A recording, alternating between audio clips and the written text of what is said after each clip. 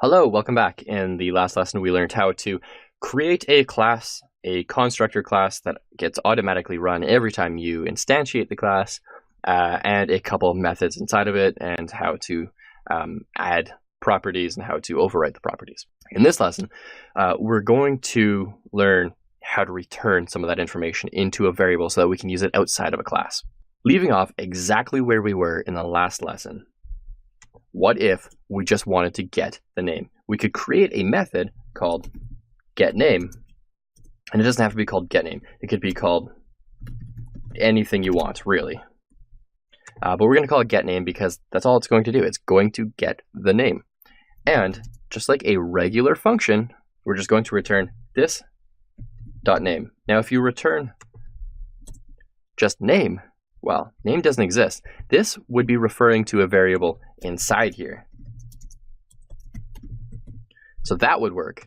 But if you want to get the name for the entire class, whatever the semi-global variable that's local to this class, lol, what? Then you would use this dot name. All this is going to do is return the name. And there's two ways to get this name. We could say dog.name. We know that that works. Or we could say variable name is equal to dog.getName. Now, this is a terrible example. Why? Because, well, name is already publicly accessible to us through the name property.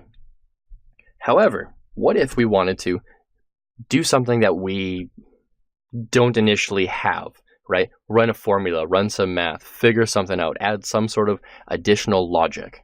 What if we wanted to convert the animal's height, which, let's just say it's in inches, to centimeters? We don't have this height in centimeters. We could store it at this point in the constructor and say in height in centimeters is equal to 32 times 2.5 or whatever it is. Or instead of holding that information, because we might not always need it, and if we don't always need it, why run that kind of math every single time? Now, you don't have to worry about like laptops crashing by doing some simple math every time you instantiate a class. But the point is, why run it if you don't need it? And so this is an efficiency mindset. If every time you opened a door to get into your bedroom or into your bathroom, how would you feel if you had to do some trigonometry to figure out the angle that the door is currently sitting at and where it's going to go? That'd be such a pain in the butt, wouldn't it? So if you wouldn't do it every single time, why make the computer do it every single time? It's just additional work. It's useless work for the computer. And really, it's a waste of your time unless you actually need it. Let's go ahead and create another method called height to centimeters. Now, this is not going to take any sort of parameter because we already have access to every single variable, or rather, not variable. We have access to every single property inside of all of these methods. They're already available to us. So we would say something along the lines of return this dot height times 2.5. Return centimeters, just like that. Now, this is a reason that you would use another method, and we could return this information. I'm just gonna go ahead and get rid of this. I'm gonna rename you to Ross because why not?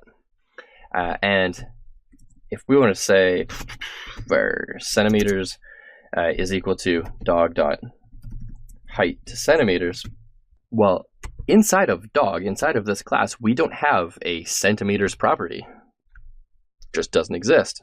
So what if we want access to it outside of this class? Well, to do that, we just assign it this and we return like a normal function.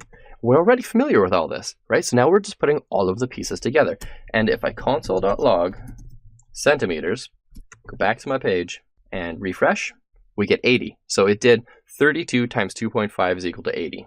Now, what if we tried returning an assignment? This dot centimeters is equal to this dot height. Well, let's save that, give that a shot. Still works. Cool. Cool, cool.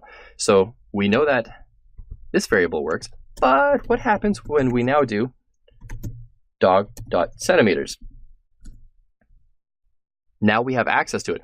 So now we've not only returned what the actual value is, but we've also assigned a new property at the exact same time. So now at any point in the future, after this method is run, we have access to this.cms, or this.centimeters rather. And so that's how we can return a property inside of a class that does not yet exist and assign it at the exact same time. So now we're getting really, really creative. Now we're getting extremely powerful with what we can do. Now functions should be able to do the exact same thing, because all this is a function inside of a container.